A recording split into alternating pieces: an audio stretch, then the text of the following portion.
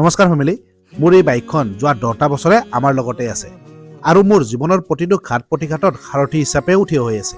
কেতিয়াবা বাইকখন বেচাৰ কথা মনলৈ নহা নহয়, কাৰণ মোৰ দুখনকৈ বাইক আছে। এজন মিডিল ক্লাছ ফেমিলিৰ ল'ৰা হিচাপে তিনিখনকৈ বাইক ৰখাটো মোৰ বাবে একেবাৰে সম্ভৱ নহয়। তাৰোপৰি কাৰখনটো আছে। লাহে লাহে বাইকখনৰো বয়স হ'ব ধৰিছে, নাজানো আৰু কিমান ৰাখিব পাৰিম। আজি ফাৰ্ষ্ট টাইম বাইকখনৰ আগৰ টাইপটো চেঞ্জ কৰিম।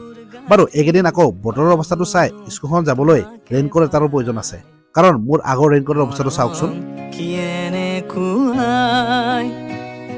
মৰম কি এনেকুৱাই